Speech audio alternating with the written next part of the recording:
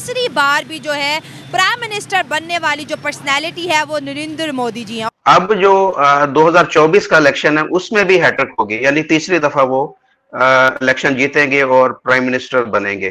Zone सा उतना science को नहीं मानना, साइंस को हम मानते नहीं है। जब सब कुछ है तो कुरान पाक के अंदर है। नहीं वो तो हमारी किताब है ना, अब साइंस पे भी तो बात कर लो ना। साइंस को तो साइंस का हमने करना क्या, जब हम कुरान पढ़ेंगे हमें हर चीज मिलेगी। उस वक्त तो कहा था, नेहरू ने कहा था, पंडित नेहरू ने कहा था कि इतनी तो मैं धोतियां नहीं बदला जितना पाकिस्तान जल्दी प्राइम मिनिस्टर बदल देते। कि यहाँ पे इंग्लिश को ये कहा जाता है नहीं ये तो काफरा की जुबान है, उधर बोलना ही नहीं है। इंग्लिश को इसलिए भी नहीं सीखने देते कि काफरों की जुबान है। बिल्कुल। प्रॉब्लम ये है ना कि वहाँ पे कभी आपने सुना है कि उनके इलेक्शंस में कभी किसी ने कहा कि धांधली हुई है। वो इस वजह से क्योंकि उनके लोगों को पता है, अपने सिस्टम पे एतमाद है कि जमहूरियत जिसको हम वोट करेंगे वो ही बंदा आएगा। कि मोदी जी की जो पॉपुलैरिटी है वो जनमानस में है। नमस्कार दोस्तों, आप सभी का स्वागत है एक और नए वीडियो में। मैं हूं प्रियंका और आप देख रहे हैं ग्लोबल न्यूज हिंदी।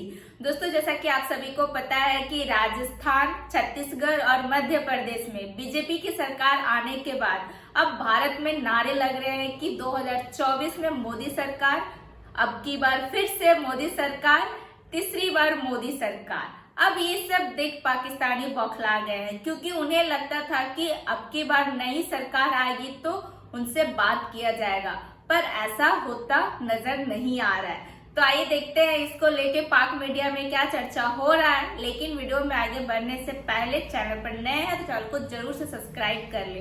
तो आइए बढ़ते हैं वीडियो में आगे। अब जो 2024 का इलेक्शन है उसमें भी हैट्रिक होगी, यानी तीसरी दफा वो इलेक्शन जीतेंगे और प्राइम मिनिस्टर बनेंगे। तो कैसे सर आप उनकी स्टेटमेंट को देख रहे हैं?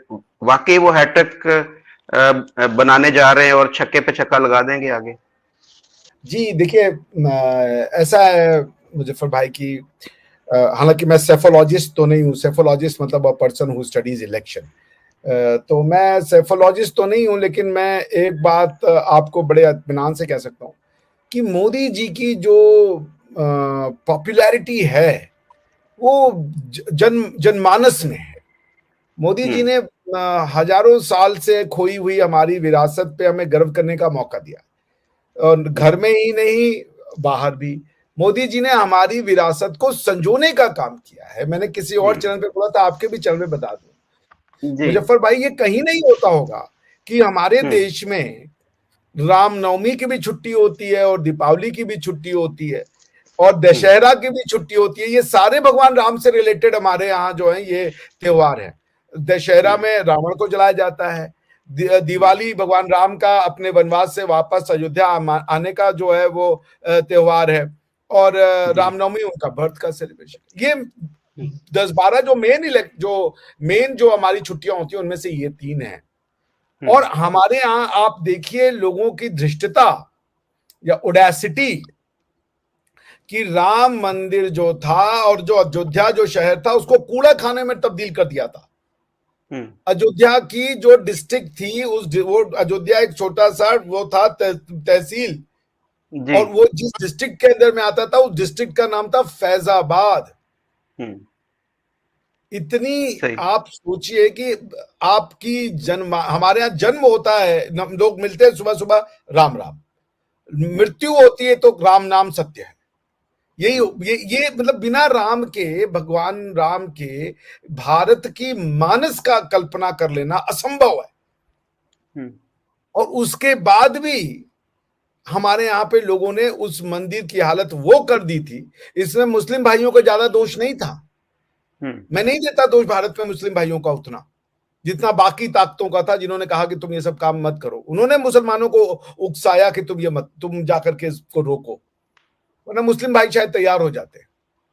मैं फिर से ये बात कह रहा हूं कि आप सोचिए, मैं तो बनारस का रहने वाला हूं, तो आप जाकर के गांधी जी की किताब है, उसका नाम है my experiments with the truth. उसमें गांधी जी ने लिखा है कि वो एक बार काशी गए।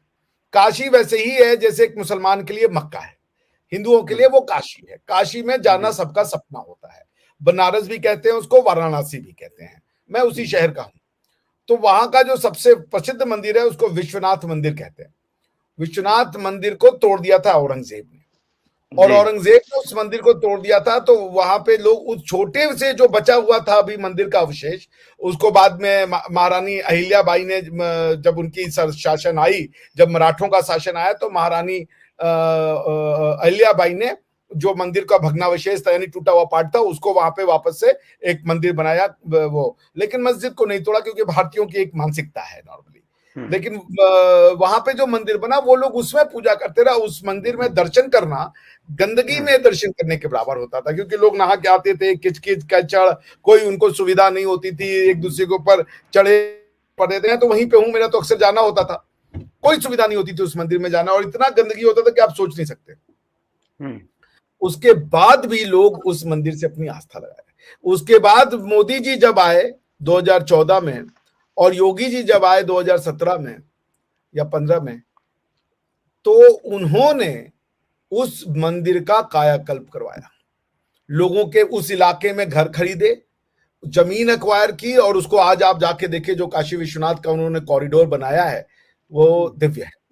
तो पॉइंट ये है कि हम अगर अपनी मंदिर में जाते हैं तो हम आप किसी की मस्जिद से नफरत नहीं करते। हमारे यहाँ ये बना दिया था कि मंदिर में जा रहे हो तो तुम गलत कर रहे हो, क्योंकि जो मस्जिद में जाता है उसको ये बुरा लगता है कि तुम मंदिर में जा रहे हो। इस तरीके की अजीब सी साइकोलॉजी बना दी थी इंडियंस की। दुनिया चांद पे जा रही है, ठीक है, हमारे हमसाया मुल्क कनाडा, अमेरिका, बर्तानिया के अंदर इलेक्शन लड़े हैं, पाकिस्तान किधर खड़ा है जी? पाकिस्तान बेसिकली हमारे ज़हन ठीक नहीं है। हमें शुरू से ये ट्रेन किया जाता है कि हम बड़े ही मतलब एक इस्लामी फोबिया का मतलब जज्बा हाँ जी, जब हम देखते हैं कि कोई काम करने वाला है उसको हम मसलन रोक देते हैं, टोक देते हैं, कि इस पर कोई एलिगेशन लगा देते हैं। तो हमेशा से इंडिया के साथ, जैसे आप बात कर रहे हो कि इंडिया के साथ हमारे ताल्लुकात क्यों नहीं बेहतर होते, क्योंकि स्कूलों में हमें ये सिखाया जाता है कि वो एक गैर मज़हब है, वो गैर कौम है, वो हमारे दुश्मन हैं। तो इसी वजह से हम उनकी जैसे तरक्की नहीं कर सकते।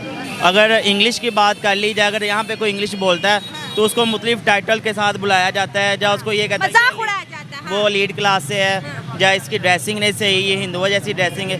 जब तक हमारी सोच नहीं ना तब्दील होगी तब तक हम तब्दील नहीं हो सकते। सही बात है। देखिए 1947 में उन्होंने आज़ादी के बाद अपनी जर्नी शुरू की, हमने भी उसी दिन में शुरू की। इतना ज़्यादा फर्क आया और हमने इस पे आवाज़ क्यों नहीं उठाई, बात क्यों नहीं की? देखें, सबसे पहले तो लीडरशिप ठीक होगा तो अवाम ठीक होगी। कायद-ए-आज़म मोहम्मद अली जिन्ना जो हमारे पहले लीडर थे पाकिस्तान के, अगर उनको देखा जाए, बाबा कौम है, उनके जो नज़रिया था, उनकी वफ़ात के बाद वो नज़रिया बिल्कुल ही ख़त्म हो गया।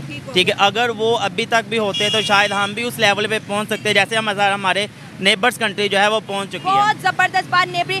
अच्छा, लोग साइंस की बात अपने बच्चों को बताते हैं, टेक्नोलॉजी की बातें बताते हैं, हम अपने बच्चों को बताते हैं कि फ़लाँ हमारा दुश्मन है। बच्चों के अंदर इतने नेगेटिविटी भर दी है कि 77 साल हो गए, दोस्ती की तरफ नहीं आते, जंगें करवा लो जितनी करानी है। मैम बिल्कुल ठीक आप कह रही हैं, जैसा कि आप तो 2 कंट्री की बात कर रहे हैं। अगर हम अपने अंदर के मामला देखें, हम तो अपने साथ वाले हमसाये के साथ भी हमारे बेहतर ताल्लुकात नहीं है। अगर तो इस्लाम की बात कर लीजिए तो इस्लाम तो हमें यही सिखाता है कि हमसाये के हुकूक होते हैं, लेकिन अगर हम यही कहेंगे हमसाये हमारे दुश्मन हैं, उनका ये है, उनका वो है, तो फिर तो ऐसे कभी हम तरक्की कर ही नहीं सकते।